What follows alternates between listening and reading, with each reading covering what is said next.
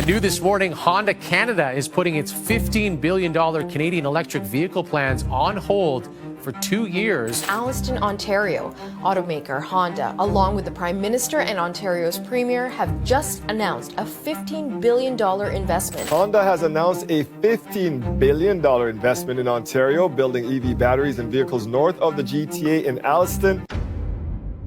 A major shift is unfolding inside America's auto industry, and it's catching even the biggest players off guard. Behind the glossy commercials and crowded showrooms, one of the world's most dependable car makers is being hit by a financial shock few expected. Honda, the brand long praised for reliability and balance, is now warning of a dramatic fall in profits. Its latest projections show a collapse nearing 60%, a blow strong enough to rattle supply chains from Detroit to Tokyo. But this isn't about falling sales or fierce competition.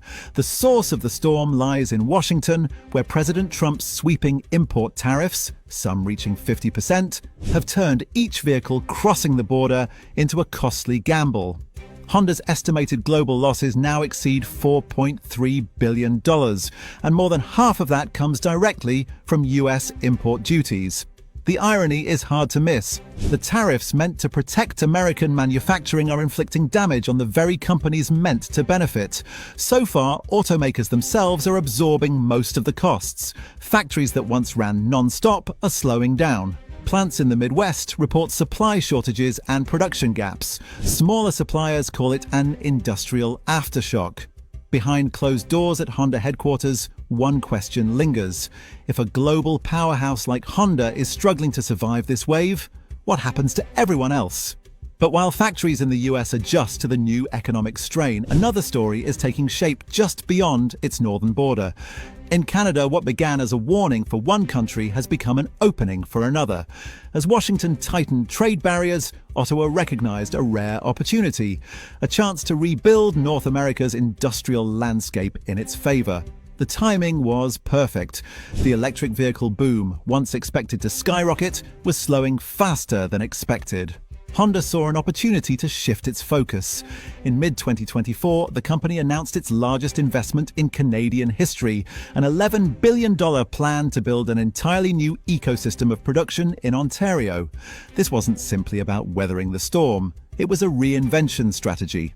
Honda planned to construct a cutting-edge EV assembly plant, a standalone battery facility, and 2 new battery material plants in partnership with POSCO Future M and Asahi Kasei Corporation. Together, these projects would establish Canada's first fully integrated electric vehicle supply chain, from raw materials to final production. When completed, the complex is expected to produce around 240,000 electric vehicles annually, supported by 36 gigawatt-hours of battery capacity. Operations are set to begin in 2028.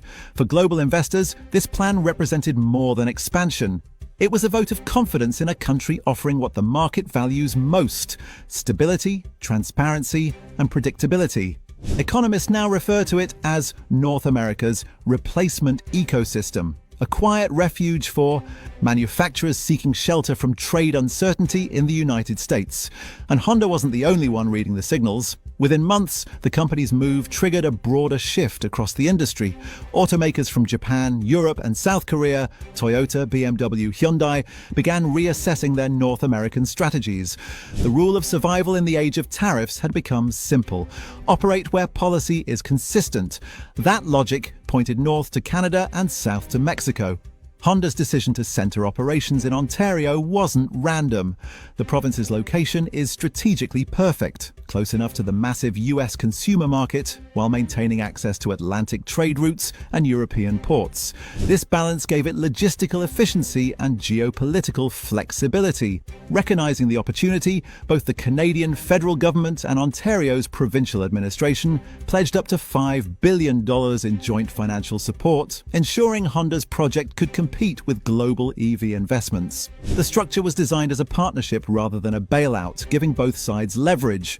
In addition, Ottawa introduced new incentives: a 10% investment tax credit for EV supply chain projects and a 30% credit for clean technology developments.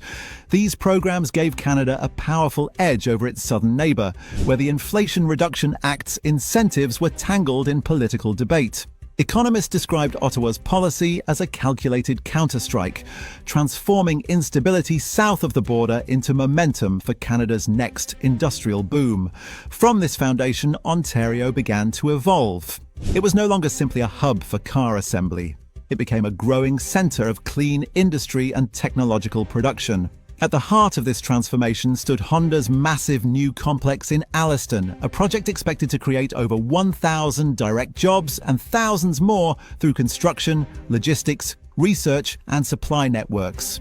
When completed, Honda Canada's workforce could exceed 5,000 employees. The ripple effect will reshape Southern Ontario's industrial corridor. اخواني لا تنسون بلايك للفيديو واشتراك بالقناة إذا كنتم مو مشتركين وشير للفيديو لتعم الفائدة.